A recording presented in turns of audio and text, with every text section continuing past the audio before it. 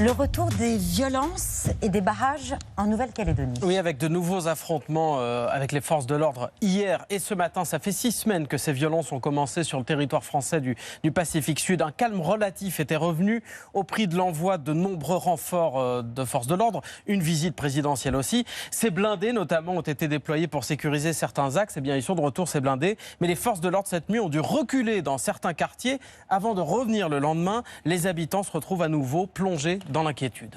On est ici, on n'est pas sécurisé, on n'est pas armé.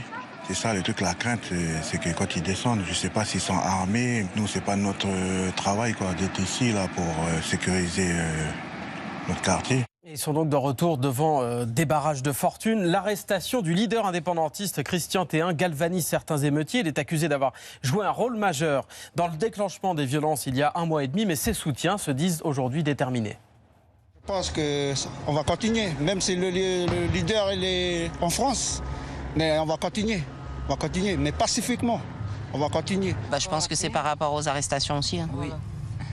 Et c'est pour montrer que, en fait, comme ils disent que c'est lui le leader, non, Bichou, c'est pas le leader. Hein. Il a juste réveillé quelques consciences endormies et puis voilà. Hein. Puis la preuve, c'est pas lui puisque ça continue sur le terrain. Mais on est déterminés, on lâchera pas. En tout, 7 leaders indépendantistes ont été arrêtés. Face à ce regain de violence, le haut représentant de l'État en Nouvelle-Calédonie prend de nouvelles mesures d'urgence, notamment interdire à nouveau la vente d'alcool à partir de demain matin. Christian Théin, il est incarcéré aujourd'hui à Mulhouse, à plus de 16 000 km de chez lui. Gabriel Attal, vous êtes le Premier ministre. Est-ce que vous pouvez nous dire quand le calme reviendra en Nouvelle-Calédonie ? Vous avez aujourd'hui un nombre de forces qui sont déployées en Nouvelle-Calédonie qui est inédit, pour chercher à maintenir l'ordre après que la plupart des quartiers de Nouméa avaient été à nouveau sécurisés par les forces de l'ordre. C'est vrai qu'il y a eu des interpellations des leaders du mouvement qui a appelé à ces violences et à ces émeutes et qu'en riposte, entre guillemets, ça a manifestement appelé à un regain de violence. Mais donc c'était pas la bonne décision à prendre ? C'est pas du tout ce que je dis. Je pense que vous avez des leaders d'un collectif qui ont appelé à des violences. Ces interpellations, elles ont eu lieu après dans le cadre d'une procédure judiciaire. Donc, manifestement, la justice... C'est incompréhensible politiquement. Pardon, hein. Christian Théin, il était à la table d'Emmanuel Macron lors de sa visite éclair en Nouvelle-Calédonie. C'était un interlocuteur du président de la République. J'entends ce que vous dites, Patrick Cohen, mais vous avez une procédure judiciaire qui est en cours. Oui, d'accord. Une enquête sur des émeutes, des pillages, des agressions, et je le rappelle quand même, il y a eu des morts dans ces émeutes. Et politiquement, c'est problématique. Hein. Pourquoi était-il à la table des négociations ? Et la justice, dans le cadre de son enquête, manifestement, considère que ce monsieur, avec d'autres, ont une responsabilité dans l'organisation de ce qui a eu lieu. Et dans ces conditions-là, elle a demandé son interpellation et son placement en détention. Maintenant, je le dis, force doit toujours rester à la loi, et donc évidemment qu'il y a une détermination à rétablir l'ordre, et ensuite des discussions qui se poursuivront nécessairement après les échéances électorales pour trouver le chemin vers une sortie politique de cette crise. Vous deviez vous rendre sur place, la visite a été reportée. On a vraiment le sentiment que la Nouvelle-Calédonie fait partie des victimes collatérales de cette dissolution. Non, d'abord parce qu'il y a un suivi... Vous faites la campagne en métropole. Il y a un suivi très rapproché, évidemment, avec les forces de l'ordre. Et par ailleurs, il y a des discussions qui se poursuivent. Je rappelle que plusieurs missions ont été dépêchées sur place avec des experts de la Nouvelle-Calédonie pour identifier les voies vers un chemin politique. Mais plus depuis. Non, il n'était pas prévu que j'y aille là, en Nouvelle-Calédonie. Il était prévu que j'y aille au moment où la mission qui a été dépêchée pour trouver le chemin vers une sortie politique de cette crise considère qu'un nouveau déplacement de l'exécutif était utile pour avancer.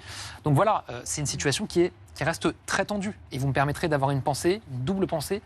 D'abord pour les habitants de la Nouvelle-Calédonie qui subissent ces violences, qui subissent ces pillages, qui ont une vie qui est tout sauf normale depuis le début de ces violences, et pour nos forces de l'ordre qui, courageusement, interviennent sur place dans un contexte qui est très tendu.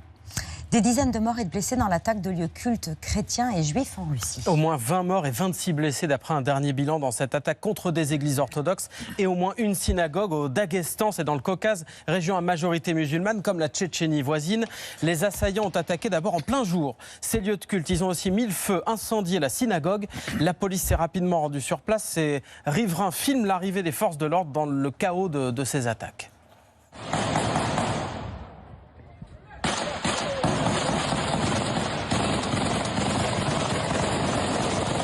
L'attaque des lieux de culte s'est terminée par une prise d'otage, un bain de sang, y compris d'ailleurs du côté des forces de l'ordre.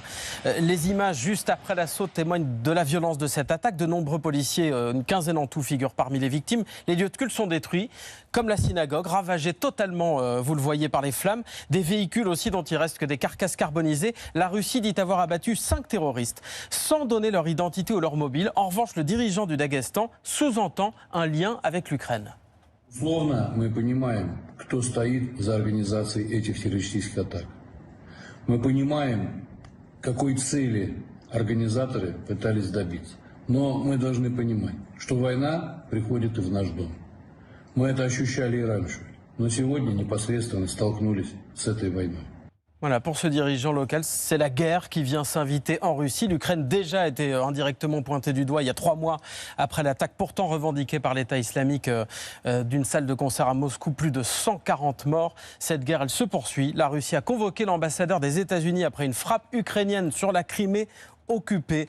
Elle menace de conséquences après cette frappe. Gabriel Attal, ce matin, Jordan Bardella a rappelé les lignes rouges du Rassemblement national en cas de victoire aux législatives et notamment que les armes françaises ne puissent pas viser le territoire russe. Ça changerait quoi, selon vous, qu'on revienne sur le fait d'utiliser des armes françaises, y compris sur le territoire russe? Ça veut dire qu'on empêchera les Ukrainiens de se défendre véritablement contre les attaques.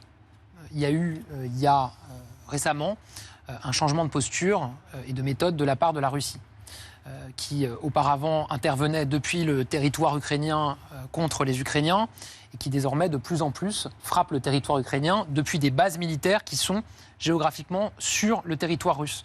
Il y a eu il y a quelques semaines, on s'en souvient, une attaque à Kharkiv qui avait laissé des civils, un centre commercial, près d'une vingtaine de morts. Et donc quand vous êtes ukrainien, que vous faites tirer dessus depuis le territoire russe, on parle de base militaire, et qu'on vous dit en fait vous ne pouvez pas riposter, ça revient à dire vous ne pouvez pas vous défendre. Et donc il y a plusieurs pays européens, je crois que les États-Unis ont aussi été sur cette ligne-là et l'ont dit, qui ont dit dans un cadre où c'est de la légitime défense quelque part et de la riposte à une attaque qui arrive directement sur votre sol depuis une base militaire, évidemment que vous pouvez chercher à éviter de vous faire tirer dessus. Et donc on voit bien que derrière cette déclaration, il y a encore une fois une volonté manifeste de ne pas être aux côtés des Ukrainiens autant qu'il le faudrait. Et Emmanuel Macron n'y pourra rien, même s'il y a une cohabitation. Et même si on parle de domaine réservé du président. Ensuite, je ne me place pas dans cette hypothèse, je me place dans l'hypothèse où nos candidats Ensemble pour la République seront majoritaires. Merci beaucoup d'avoir accepté notre invitation, Gabriel Attal, Premier ministre, et candidat également pour Ensemble dans les Hauts-de-Seine. Merci d'avoir accepté notre invitation. Jordan Bardella qui a aussi évoqué l'avenir du couple franco-allemand en cas de victoire du RN aux législatives. Et là encore, le président du RN a voulu mettre en avant une forme de nationalisme. Jordan Bardella, qui d'abord veut rassurer sur la solidité du moteur franco-allemand, il y a quand même un mais de taille dans sa bouche. Avec le RN, c'est la France d'abord. Je suis respectueux du couple franco-allemand. Je crois que le respect que nous devons au couple franco-allemand est un respect que nous devons à l'histoire et à celui de la construction européenne. Mais j'entends demain, à la tête du pays, moi aussi défendre les intérêts de mon pays dans le cadre de la construction européenne. Et la perspective d'une victoire du Rassemblement national inquiète justement outre-Rhin Olaf Scholz, le social-démocrate qui est d'ailleurs sorti perdant des européennes, mais lui, il n'a pas décidé d'enclencher des élections anticipées. Il redoute que son futur interlocuteur en France soit Jordan Bardella. Ländern. Ich mache mir Sorgen wegen der Wahlen in Frankreich, das will ich ausdrücklich sagen, und ich hoffe, dass Parteien, die nicht Le Pen sind, um es so zu sagen, erfolgreich sind bei der Wahl, aber darüber entscheiden die Franzosen.